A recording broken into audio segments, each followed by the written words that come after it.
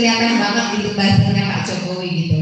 Cuman saya justru penasaran bagaimana ceritanya Cak Arif ini bisa dipercaya menjadi konsultan politiknya, atau jika tidak dikatakan konsultan politik tapi cukup punya peran besar dalam memainkan ranah digital gitu ya, dalam mempropaganda dan mengagitasi isu-isu di ranah digital sehingga bisa memenangkan timnya Pak Jokowi begitu. Saya sih penasaran sih kok bisa ceritanya Cak Arif itu punya ide itu dan bagaimana ceritanya bisa keluar dengan gagasan-gagasan sewot yang cukup, ya mungkin bagi kita yang alam politik itu kontroversial, tapi di dunia politik itu kan pasti memang ada tim-tim yang tugasnya memang di bidang itu, gimana ya tadi seperti yang Cak Arif bilang kan targetnya menang, gimana caranya kan seperti itu. Saya ingin tahu aja sih lebih lanjut, mungkin Cak Arif bisa cerita tentang hal itu dan mungkin siapa tahu kita ini bisa mengikuti jejak Cak Arif nanti di 2022.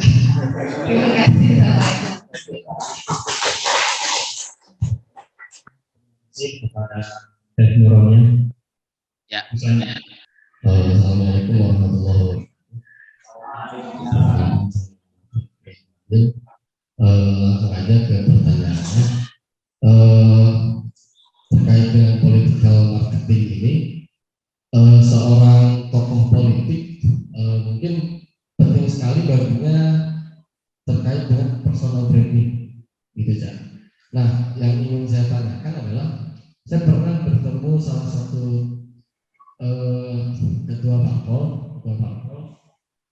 yang kemarin sempat terjerat kasus korupsi.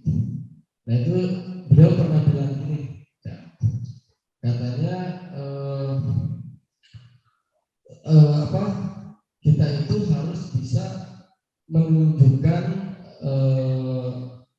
hal yang baik. Maksudnya hal yang baik itu walaupun hal tersebut itu bertentangan dengan diri kita, intinya yang ditonjolkan itu hal-hal baiknya saja, dan itu semua sudah dibuatkan skenario-nya oleh timnya gitu. Nah yang ingin saya tanyakan adalah apakah benar pernyataan tersebut dan bagaimanakah cara untuk membuat hal tersebut gitu ya, karena memang yang saya temui itu waktu itu bersama dengan tim pemenangannya, tim pemenangnya itu bilang seperti itu. Jadi kita tonjolkan yang baik-baik, tonjolkan yang baik, walaupun si tokoh ini saya tahu lah gitu maksudnya backgroundnya seperti apa, bahkan ketika pun terkena kasus KPK waktu itu ya tidak aneh gitu. Itu mungkin itu aja gitu. Assalamualaikum warahmatullahi wabarakatuh. Selamat siang. Ya. Ini terkait masalah isu yang berkembang selama ini. Saya menganggap saya yang berperan di, maksudnya anggaplah saya masyarakat begitu. Memang benar masyarakat. Begini, opini yang berkembang itu, kalau memang kita berbicara penting, itu yang berkembang di masyarakat itu hebat apapun marketing yang ditujukan oleh para calon pemimpin, kadang-kala ada momen di mana penentuannya itu bukan soal prosesnya, tapi finishingnya, yaitu dieksekusi daripada kartu-kartu yang sudah dikumpulkan. Artinya ada ruang untuk memanipulasi data yang akhirnya kalaupun itu sudah secara administrasi mereka saling daftar jadi calon presiden ataupun yang lainnya, jadi seolah-olah sama seperti formalitas saja. Jadi yang menang itu sudah ditentukan dan ini berkembang di masyarakat. Jadi apakah betul begitu, dan kalaupun memang betul, kira-kira persentase untuk ke arah sana yang terkait dengan opini yang berkembang itu, kesuksesannya itu terganggu atas kepentingan pribadi yang mengatasnamakan kebijakan penguasa, yang akhirnya pemilihan-pemilihan yang digelarkan di Indonesia itu hanya formalitas saja, padahal pemenangnya itu sudah bisa dipastikan si A atau si B seperti itu. Terima kasih. Assalamualaikum warahmatullahi wabarakatuh. Ya, terima kasih kepada penanya. Silahkan Cak Ali Purnomo menanggapi. Yang pertama, bagaimana saya bisa bikin SeaWorld dan menjadi konsultan politik atau ya seperti apapun yang orang nilai hari ini gitu ya. Bagaimana caranya untuk bisa? Ya seperti yang saya bilang tadi, kita harus relevan, sesuai, dan membawa emosi masyarakat mayoritas. Saya adalah orang desa yang tinggal di Madura, orang nggak tahu siapa orang tua saya gitu ya, bukan tokoh nasional, memang benar-benar orang rakyat jelata. Maka kemudian saya muncul dengan opini-opini sebagai orang biasa, sebagai orang jelata gitu. Ya targetnya adalah bagaimana melawan opini-opini para elit di kelompok orang-orang yang selama ini menguasai media kita. Ya karena kan kalau kayak DPR, pejabat gitu kan bicaranya mereka di media-media mainstream gitu ya. Detik, Kompas, Republika, Tempo itu memang wilayah mereka lah. Dengan bayar atau dengan nggak bayar itu adalah cerita di balik itu gitu ya. Nah saya muncul dengan pemikiran orang-orang yang orang biasa gitu, yang mewakili emosi masyarakat, mewakili permasalahan-permasalahan yang ada di tengah-tengah masyarakat, dan itulah yang saya bawa sampai menjadi kontestasi Pilpres di 2019, 2014 sebelumnya, ya menjadi relevan sesuai dengan isu yang berkembang hari itu, hari ini gitu. Jadi terus relevan, terus update berita apa yang terjadi setiap harinya. Itulah yang membuat saya bertahan dengan kondisinya seperti sekarang. Meskipun banyak orang juga sudah jadi YouTubers gitu ya. Para artis sudah jadi YouTubers, orang-orang semuanya bikin website gitu. Ya tapi yang kunci utama dari semua itu adalah relevan, mau berpikir, mau bekerja keras. Ya itu aja sih. Untuk menjadi konsultan politik sebenarnya saya nggak resmi menjadi konsultan gitu ya, cuma ya beberapa kali lah pernah ditanya pendapat, ditanya masukan gitu ya. Ya mungkin dalam pandangan saya, sekali lagi karena saya merasa orang yang sebenarnya nggak tahu gitu ya, yang tahu tuh orang lain yang menilai saya, maka mungkin karena cara saya menyelesaikan permasalahan dari setiap isu itu berbeda dengan orang-orang lain yang sudah menjenuhkan gitu ya. Kalau yang konsultan lain atau para pakar dari dosen-dosen ternama, universitas ternama itu kan sudah teoritis gitu mungkin gitu ya. Saya muncul dengan solusi yang kayaknya ini bisa diterima oleh masyarakat awam gitu. Mungkin itu yang menjadi pembeda. Lalu yang pertanyaan kedua soal political marketing, personal branding, pernah ketemu dengan ketua umum partai politik dan mengatakan bahwa kita harus menunjukkan hal baik meskipun bertentangan dengan sejatinya kita. Ya itu seperti yang saya bilang tadi di promosi Jokowi JK gitu ya. Untuk Jokowinya benar adalah kita, adalah masyarakat biasa yang jelata, yang bukan orang kaya, tapi JK dia benar-benar adalah kelompok elit dan orang terkaya di Indonesia. Tapi tetap saja dia bisa memakai tagline itu karena ada posisi Jokowi di sana gitu. Dan lebih kuat Jokowinya gitu ya. Nah, kalau pertanyaannya apakah kita bisa pencitraan, bahasa yang sering kita dengar, menunjukkan hal yang baik meskipun itu bertentangan gitu ya.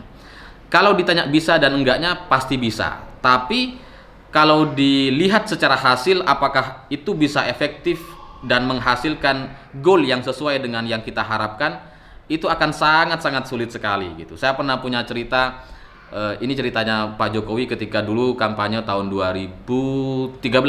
Jadi Pak Jokowi ketika masih menjadi gubernur DKI, beliau itu datang ke tempat-tempat kumuh gitu ya, belusukan seperti yang kita tahu gitu ya, datang ke desa-desa yang pelosok di Jakarta. Lalu kemudian ada ketua umum partai politik, ketua partai yang sangat besar, bukan dari PDIP gitu ya, yang warna kuning, itu waktu itu ketuanya bukan yang sekarang, yang pengusaha gitu ya dulu. Inisialnya Lapindo ya, mungkin kalian tahu. Nah, orang ini ngikut Pak Jokowi dalam rangka mau menjadi wakil presiden gitu. Nah, setelah Pak Jokowi ya oke lah, ayo kalau mau ikut belusukan gitu ya. Dia ikut kemana-mana, ikut makan di pinggir jalan, ikut makan di warung, ikut belusukan jalan dengan Pak Jokowi yang waktu itu menjadi gubernur DKI, masih gubernur gitu ya.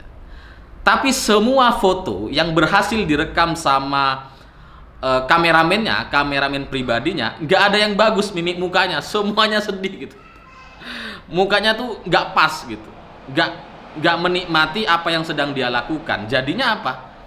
Jadinya foto-foto dia dengan Pak Jokowi waktu itu batal dinaikkan, batal dipublikasikan, dan ya seperti yang kita tahu akhirnya dia mundur dari kontestasi gitu. Jadi dia nggak bisa maju di Pilpres 2014 lalu gitu.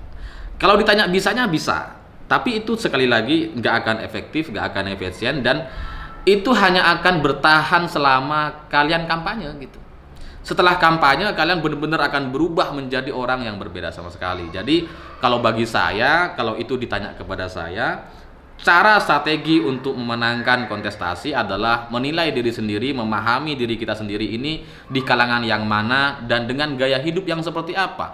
Dan kita tidak perlu menyesuaikan dengan gaya hidup permintaan masyarakat umum gitu, yang harus belusukan, yang harus merakyat. Sebenarnya enggak gitu. Karena dalam kepala masyarakat gitu ya, dalam pemikiran masyarakat kita, sebenarnya mereka mampu menghormati semua orang dari berbagai kalangan dan bisa membanggakan, mengagumi seseorang dari berbagai kondisi gitu. Nggak harus yang merakyat, nggak harus gitu. Jadi kan ada juga misalkan kita masyarakat umum gitu ya, kita kan juga hormat dengan ulama misalkan. Apakah ulama itu harus belusukan, harus ketemu dengan masyarakat ke bawah, nongkrong-nongkrong di warung? Nggak harus gitu, dan nggak perlu gitu ya. Lalu apakah seorang orang yang kaya misalkan, orang yang kaya raya, apakah dia harus turun ke bawah dan belusukan seperti Pak Jokowi gitu ya? Enggak harus gitu. Nah, maka kita harus mengenali diri kita ini sebagai apa dan bagaimana kehidupan kita sehari-harinya. Nah, itulah yang kemudian dirumuskan menjadi sebuah strategi pemenangan atau strategi kampanye. Lalu yang terakhir, sehebat apapun marketingnya, Pilpres dan pemilu itu,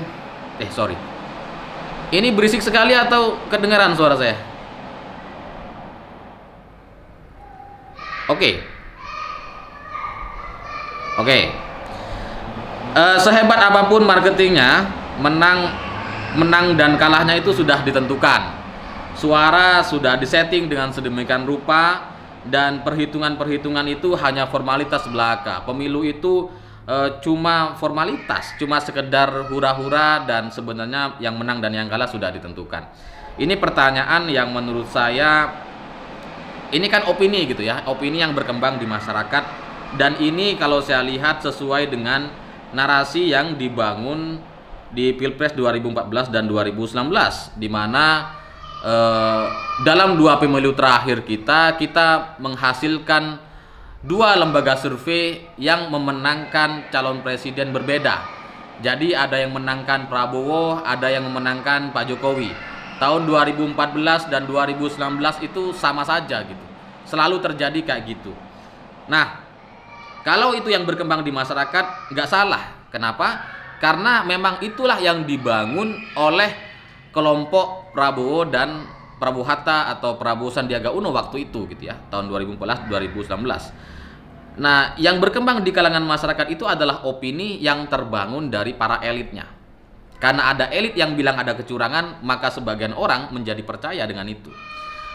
Tapi di luar itu, kenapa kita masih berkutat dalam cerita kecurangan seperti ini? Karena suka nggak suka, sejarah bangsa ini memang pernah mengalami pemilu yang penuh kecurangan, yaitu di eranya Presiden Soeharto, di mana semua orang harus memilih Golkar gitu ya, dan pemilu itu sudah bisa ditentukan siapa pemenangnya sebelum pemilu itu dilaksanakan. Dan itu memang sudah terjadi, pernah terjadi sebelum era demokrasi. Tapi di era demokrasi seperti sekarang, di mana semua orang terbuka, masyarakat kita juga bisa melihat, merekam dan melaporkan gitu ya, maka potensi-potensi kecurangan itu menjadi sulit dilakukan atau menjadi lebih kecil dibandingkan di era sebelum demokrasi gitu, sebelum atau di eranya Pak Soeharto. Tapi apakah masih ada kecurangan-kecurangan itu? Pasti masih ada gitu. Dan semua orang melakukan itu. Makanya kemudian partai politik itu menugaskan setiap kadernya di setiap daerah, ada DPC, DPD gitu ya, ditugaskan untuk memantau atau menjaga suara itu agar apa yang dihasilkan dari pencoblosan pertama di surat suara di ruang pemilihan pertama di desa-desa itu menjadi sesuai dan sama dengan angka-angka yang dilaporkan sampai ke pusat nanti. Nah, itu memang menjadi tugas partai politik dan petugasnya. Tapi kalau hari ini dibilang ada kecurangan, ada. Tapi kalau sampai disimpulkan bahwa sudah disetting siapa pemenangnya, rasanya itu sangat sulit atau bahkan menurut saya mustahil dilakukan di era sekarang, karena pihak lawan juga mau menang gitu, dan pihak lawan punya kesempatan yang sama, punya infrastruktur yang sama, sama-sama punya HP bahasanya. Jadi ya semakin susah lah untuk kita ngakal-ngakalin atau melakukan kecurangan dalam sebuah kontestasi. Ya, saya pikir itu. Mungkin ada yang lain atau mau ditanggapi sama yang nanya tadi 3 orang, silahkan. Bismillahirrahmanirrahim. Assalamualaikum warahmatullahi wabarakatuh. Salam kenal dan salam hormat dari kami untuk narasumber. Perkenalkan, nama saya Eni Suryani. Saya perwakilan MUI Parung Panjang Bogor. Ingin menambahkan juga bahwa peserta pendidikan kader ulama ini diambil dari seluruh kecamatan sekabupaten Bogor, mewakili 1 orang, dari 40 kecamatan dan 10 pondok pesantren, dan tentunya melalui tes yang berstandar seperti itu. Nah, menarik, ini hal baru bagi saya untuk mengetahui tentang politik marketing ini, karena tahun-tahun kemarin ketika Jokowi itu memang pertarungan itu sangat dahsyat di televisi. Yang saya ingin tanyakan, karena apa sih namanya, politik marketing ini identik dengan buzzer. Nah, yang saya ingin tanyakan, bagaimana cara kerja buzzer, kemudian apakah ada tim khusus yang membentuk tentang buzzer itu, bagaimana cara kerjanya, kemudian apakah ada penghasilan yang menggiurkan menjadi seorang buzzer. Seperti itu, terima kasih. Wassalamualaikum warahmatullahi wabarakatuh. Assalamualaikum warahmatullahi wabarakatuh. Sebelumnya saya ingin bertanya mengenai lembaga survei. Pada saat tahun 2014-2015, saya pernah menjadi surveyor dari MSI. Saya menjadi indikator. Nah, di situ banyak pertanyaan yang memang mengarah pada tokoh politik dan partai-partai. Nah, dengan itu kita mencari responden yang memang kita secara yang sudah ada di pengacangnya. Nah, itu juga menentukan responden ini seperti apa dan juga menentukan jawabannya seperti apa. Yang saya tanyakan kepada Cak Alim, seberapa pengaruhnya hasil survei dari penelitian yang dilakukan oleh lembaga survei ini sesuai dengan apakah sesuai dengan hasil nyatanya pada saat pilkada atau pemilu gitu. Karena pada saat kita terjun ke lapangan, kebanyakan mungkin ada saja yang awam terhadap tokoh politik dan juga partai. Dan mungkin saja mereka memilih yang mereka ketahui saja. Mungkin ibarat kata kalau misalnya kita memilih partai merah lagi, partai yang kuning lagi gitu. Nah, mungkin cukup sekian. Assalamualaikum warahmatullahi wabarakatuh. Bismillahirrahmanirrahim. Assalamualaikum warahmatullahi wabarakatuh. Perkenalkan, nama saya Muhammad Rizdan, walaupun di kamera gelap. Jadi saya ingin bertanya, kasus Pilpres tahun kemarin. Jadi saya ingin bertanya langsung kepada pemateri yang mungkin menurut saya ini ujung tombak atau orang nomor satu, ya kan? Nah, di Pilpres kemarin itu banyak isu-isu sampai masuk televisi ya, berita-berita. Itu petugas TPS katanya kebanyakan pada meninggal. Nah, isunya itu ada yang bilang, wah ini permainan dari 01 segala macam. Nah, itu tuh sebetulnya bentuk permainan lawan, buzzer dari lawan, atau seperti apa gitu. Karena yang saya heran, orang tuh kadang ngomong seperti asal-asalan, seperti menfitnah, tapi faktanya juga kita lihat gitu. Dan sampai masuk berita TV nasional. Begitu aja sih. Saya ingin jawaban dari Bapak mungkin yang lebih paham. Kalau saya nanya ke orang-orang di bawah kan jawabannya subjektif ya gitu. Terima kasih. Wassalamualaikum warahmatullahi wabarakatuh. Ya, terima kasih. Ini ternyata teman-teman ini mengikuti, kayaknya sangat mengikuti sekali politik di dalam negeri seperti apa gitu ya. Pertanyaannya bagus-bagus. Soal buzzer, bagaimana cara kerja buzzer? Apakah ada tim khusus ataukah ada penghasilan dari kerja-kerja yang dilakukan oleh buzzer? Ini perlu saya jelaskan dulu gitu ya. Buzzer itu dalam pandangan banyak orang, semua orang yang menentukan pilihan. Entah itu menjadi orang yang anti dengan pemerintah atau orang yang pro terhadap pemerintah. Semuanya dilabelin buzzer. Jadi opini-opini yang disampaikan itu kemudian dimentahkan dengan label buzzer itu.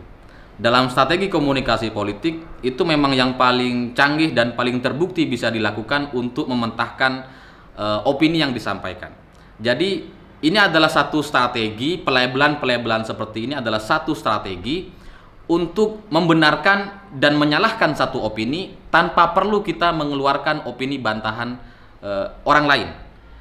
Jadi sama seperti misalkan peleberan kepada ustadz, ulama, kepolisian, pejabat gitu ya. Kalau pejabat itu kan pasti terhormat, anggota DPR RI. Lalu kemudian kalau ulama itu pasti benar, lebih dekat kepada benar gitu kan. Jadi ketika ada isu misalkan ada ustadz melakukan tindakan asusila atau pengurus pesantren melakukan tindakan asusila gitu ya, itu lebih mudah dibenarkan atau dibela oleh santri-santrinya atau masyarakat setempat. Kenapa? Karena ada label di sana yang sudah menjamin itu. Nah, label buzzer ini dialamatkan kepada orang-orang yang pro kepada pemerintah atau yang anti dengan pemerintah gitu ya. Kan dua-duanya sama-sama ada buzzernya. Itu untuk mematahkan opini tanpa kita membantah opini itu dengan opini kita. Itu satu. Nah, kalau bagaimana cara kerjanya? Setahu saya cara kerja buzzer itu dia bermain di wilayah Twitter. Jadi di Twitter itu kan selalu kita punya di samping itu ya. Ini mungkin ada teman-teman yang main Twitter gitu ya. Di samping itu kan ada selalu trending topic. Jadi trending topic itu adalah akumulasi jumlah tweet yang terjadi selama beberapa periode tertentu. Lalu itu kemudian di list urutan rankingnya gitu ya. Yang kan sering setiap hari itu ada aja gitu. Sekarang juga kalau kalian cek yang trending tuh kemarin Yunus Pasua gitu ya, seorang mahasiswa di Gorontalo yang menghina orasi menolak kenaikan harga BBM, tapi kemudian menghina Presiden Republik Indonesia, lalu kemudian mungkin juga ada yang sudah tahu disebutkan alat kelamin laki-laki gitu. Nah, itu kemudian trending di Twitter kemarin gitu. Ya, anaknya saat ini sudah minta maaf dan sudah nyebar di mana-mana videonya. Nah, trending ini itu bisa dua hal. Bisa dia organik karena memang banyak orang pengguna Twitter berbicara soal Yunus Pasua, atau bisa dinaikkan oleh buzzer yang sengaja ingin menciptakan opini atau isu di Indonesia bahwa ini loh ternyata yang trending hari ini, Yunus Pasua. Bisa dua hal, bisa kombinasi keduanya. Jadi buzzer bisa menaikkan trending topik itu, hashtag itu, lalu kemudian benar-benar menjadi trending topik beneran dan dibicarakan oleh banyak orang secara organik. Jadi buzzer itu hanya sebagai pemicu untuk menjadikan sebuah isu menjadi trending dan dibicarakan oleh semua orang.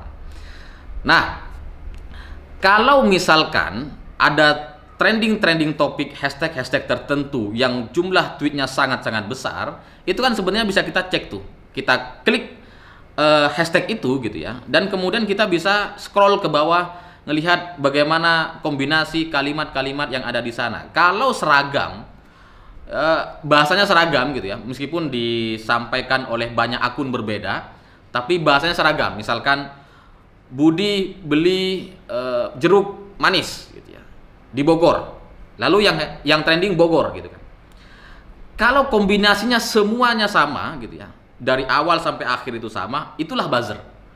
Jadi ada satu orang yang punya ratusan akun Twitter dan kemudian bisa mengkondisikan hashtag tertentu untuk menjadi trending topik selama beberapa jam di Twitter.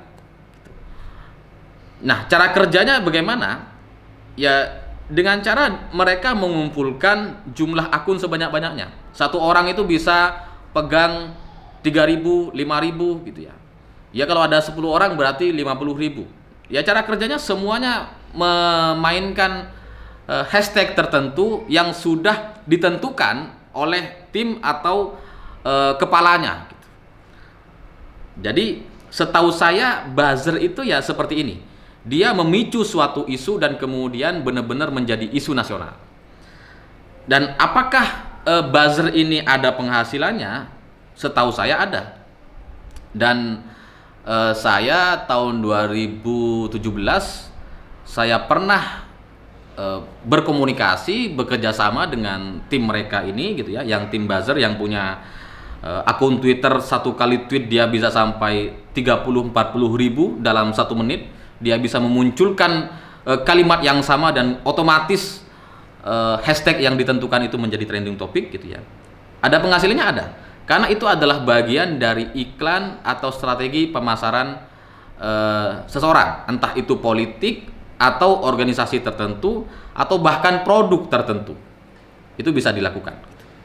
Tapi kalau soal penghasilannya berapa, saya kurang tahu soal itu. Karena itu deal-dealannya secara tertutup gitu ya. Itu tidak terbuka karena itu komunikasi tertutup dan yang tahu memang hanya benar-benar orang yang pernah bermain di sana dan menjadi kliennya gitu. Jadi kalau yang orang di luar sana atau cuma para pelakunya yang punya akun itu, rasanya dia nggak tahu pasti berapa yang dibayarkan kepada pihak manajemennya. Lalu yang kedua, lembaga survei responden sudah terbentuk dan sebagian orang sudah memihak gitu ya, atau sudah menjadi kader partai atau loyalis partai. Apakah lembaga survei itu sesuai? Sementara pengetahuan partai di tengah masyarakat itu mungkin terbatas sekali. Ya merah lagi, ya kuning lagi, merah kuning gitu ya. Apakah lembaga survei itu sesuai dengan yang terjadi yang sebenarnya? Gini, saya juga pernah menjadi surveyor di Surabaya di lembaga survei Kompas. Jadi memang masyarakat kita itu ketika disurvei dia cenderung defensif gitu ya, terutama soal penghasilan. Kalau kita tanya penghasilannya berapa, yang meskipun sebenarnya 5 juta dia akan bilang 2 juta gitu. Dia akan selalu defensif. Nah, karakter setiap daerah di Indonesia ini, Jawa Timur, Jawa Tengah, Jawa Barat, itu berbeda-beda gitu. Jadi margin of error, di luar margin of error itu ada karakter masyarakat yang menentukan lembaga hasil survei ini relevan atau enggak dengan kondisi yang sebenarnya. Jadi itu ada penilaiannya gitu ya. Nah, yang berbeda sekali di Indonesia ini, satu-satunya provinsi yang berbeda, yang unik sekali adalah provinsi Jawa Barat. Jadi hasil survei di Jawa Barat itu sangat-sangat tidak akurat, kira-kira gitulah. Nah, kalau yang di daerah lain, setahu saya dalam hasil-hasilnya juga kalau kita bandingkan itu sangat mendekati kebenaran. Nah, kalau ditanya apakah sesuai dengan aslinya atau enggak, setahu saya juga kan kita sudah pernah beberapa kali melakukan pilkada atau pemilu gitu ya. Sejauh ini hasil-hasilnya itu selalu relevan, selalu sesuai gitu ya.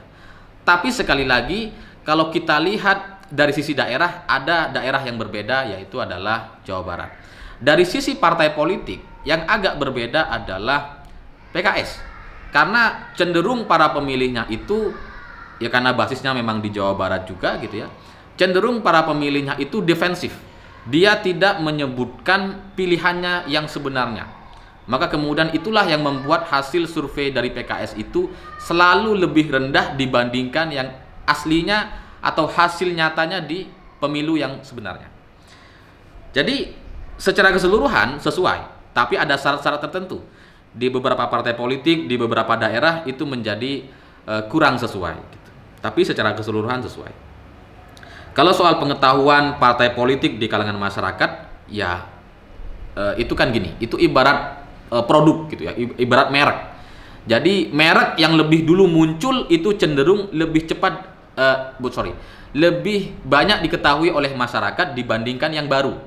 Nah, kalau yang baru itu benar-benar butuh determinasi, butuh pengiklanan yang luar biasa habis-habisan. Sementara partai-partai lama memang mereka sudah mengakar dan ada di mana-mana gitu. Simpatisannya memang sudah ada di mana-mana. Dan kita nggak perlu heran dengan itu karena apa? Karena yang dilakukan oleh partai politik itu memang menjaga konstituennya. DPR itu menjaga suaranya gitu. Makanya kemudian anggota DPR itu ada yang bertahan puluhan tahun di DPR dan terpilih lagi. Karena apa? Karena dia menjaga konstituennya, menjaga suaranya. Jadi masyarakat yang menjadi masyarakat pemilihnya itu benar-benar di bahasanya ini biar nggak salah ini, dibina atau diberikan semua apa yang mereka butuhkan dan mereka inginkan. Gitu. Misalkan mereka butuh sumur gitu ya, dia dibikinkan sumur sama si anggota DPR ini. Atau ada masyarakat yang butuh modal, butuh perbaikan rumah, mereka perbaiki gitu. Jadi kalau dibina seperti ini gitu ya, dijaga seperti ini suara ini, maka mereka akan selamanya, selama bertahun-tahun akan loyal terhadap partai itu, terhadap anggota DPR itu yang sudah melekat kepada dia gitu. Ya otomatis kalau anggota DPR-nya si A dari partai merah, partai kuning misalkan, ya orang yang terbantu masyarakat akan otomatis pilih itu. Nah, kelemahan partai politik yang baru, mereka belum punya jaringan yang semasif atau sebesar partai-partai lama. Kalau yang kayak PDI Perjuangan, Golkar gitu ya, yang memang sudah partai yang ada sebelum tahun 2000-an gitu. Ya mereka anggotanya sudah jutaan orang di berbagai daerah gitu. Makanya kemudian ya mereka lah yang lebih dikenal dibandingkan partai baru. Lalu soal petugas TPS meninggal dunia tahun 2019, ini karena ada permainan penguasa, Ini ada dua pertanyaan ya. Kenapa ada isu ini dan kemudian kenapa masyarakat asal-asalan? Yang pertama dulu, petugas TPS meninggal dunia.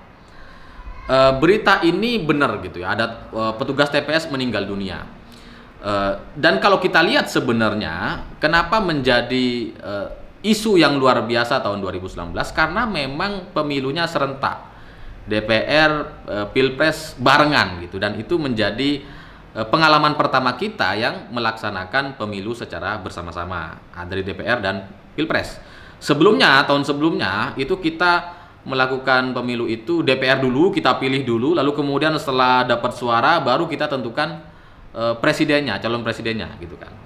Nah 2019 berbeda, barengan tuh milihnya, dan konsentrasi masyarakat atau para petugas ini luar biasa berat gitu, karena dilaksanakan bersama-sama. Nah mungkin karena faktor kecapean, karena faktor stres dan faktor yang lain-lain itulah kemudian membuat imun atau daya tahan tubuh mereka menjadi lebih rentan dibandingkan tahun sebelumnya yang gak serentak.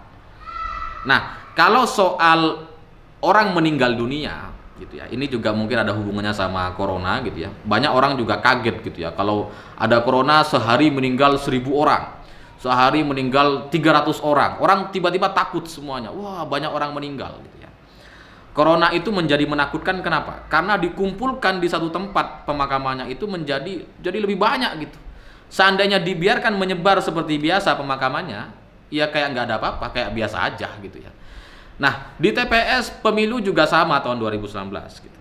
Kenapa ini menjadi isu dan dibicarakan oleh orang dan dianggap sebagai permainan penguasa? Karena dipusatkan kepada satu hari, dipusatkan kepada TPS gitu, kepada petugas TPS. Tapi kalau kita mau buka data yang sebenar-benarnya, setiap hari masyarakat Indonesia itu ada yang mati berapa ribu orang setiap hari? Seingat saya kalau nggak salah 5.000 orang setiap hari. Jadi kalau misalkan anggota TPS itu meninggal dunia, gitu ya, dan itu masih dalam range di bawah normalnya kematian yang ada di Indonesia, ya biasa aja semestinya gitu. Ya karena TPS-nya memang terjadi di mana-mana, di semua daerah ada petugasnya. Ya maka ada orang meninggal, ya itulah sunatullahnya gitu. Memang harus ada orang yang meninggal setiap harinya. Cuma itu kemudian dikait-kaitkan dengan TPS, petugas TPS. Petugas TPS itu kalau misalkan dia nggak jadi petugas TPS pun dia akan meninggal hari itu. Karena kita sudah punya penyakit, kita sudah punya riwayat sakit gitu ya. Sama seperti corona sebenarnya. Corona itu meskipun nggak ada corona gitu, yang meninggal itu tetap banyak tiap hari. Tapi karena ada corona itu kemudian menjadi pemicu. Nah, TPS juga sama. Dia sebenarnya nggak ikut-ikutan TPS juga meninggal dunia orang ini. Karena memang sudah waktunya, karena memang udah usianya, karena faktor penyakit. Tapi kemudian dipicu sama kelelahan, kecapean TPS, itulah yang kemudian membuat lebih banyak terjadi kasusnya, kematiannya. Sama seperti corona lagi-lagi. Corona itu kalau kita nggak takut, ya kita akan biasa aja. Yang meninggal dunia itu kalau kita perhatikan memang benar-benar orang yang memang udah faktor usia, faktor kesehatan, punya penyakit sebelumnya, dan faktor ketakutan gitu. Udah panik, takut, ya udahlah, lewat. Kenapa masyarakat asal-asalan? Kenapa masyarakat berkomentar seperti itu? Ya itulah bonus demokrasi di Indonesia gitu, di mana semua orang bebas berpendapat, semua orang rakyat biasa juga bebas menyatakan pendapatnya. Maka inilah yang terjadi. Kenapa asal-asalan? Karena mereka menggunakan logika awam atau logika yang sesuai standar mereka gitu. Ya karena kita kan berpendapat sesuai dengan pengetahuan kita gitu, sesuai dengan referensi yang kita tahu. Ya seberapa banyak orang yang tahu bahwa setiap hari orang di Indonesia memang ribuan orang meninggal dunia? Berapa banyak? Mungkin nggak banyak gitu. Mungkin ada orang juga berpikir bahwa dalam satu hari kira-kira pernah ada satu hari di Indonesia orang nggak ada yang meninggal semua sehat. Karena apa? Karena referensi mereka, pengetahuan mereka sebatas di desa, di kotanya. Kalau di desa nggak ada orang meninggal, ya udah berarti nggak ada orang meninggal satu Indonesia. Padahal Indonesia ini sebegitu luasnya dan tiap hari ribuan orang meninggal dunia. Jadi asal-asalan itu karena sesuai dengan pengetahuannya. Ya, saya pikir itu. Atau ada lagi atau kita harus selesaikan? Gimana, panitia? Atau mau ditanggapi dengan teman-teman yang nanya tadi? Mungkin jawaban saya kurang oke. Silakan. Dari kawan-kawan masih ada, kalau tidak ada yang bertanya atau menanggapi, kami tutup materi kali ini. Jadi sedikit menyimpulkan bahwa ketika kita akan mencalon, baik itu DPRD atau anggota dewan, kita harus mengenalkan background kita sejak sekarang. Jadi kita agar lebih dikenal lebih awal. Begitu saja. Terima kasih kepada Cak Alif yang sudah memaparkan begitu banyak materi yang bisa kita serap. Mudah-mudahan menjadi bahan untuk kita bergelut di politik. Terima kasih. Mari kita tutup acara ini dengan kafaratul majlis. Terima kasih kepada Cak Alif. moderator undur diri. Mohon maaf bila ada kata-kata yang salah atau keliru. Wabillahi taufiq wal hidayah. Wassalamualaikum warahmatullahi wabarakatuh. Waalaikumsalam warahmatullahi wabarakatuh.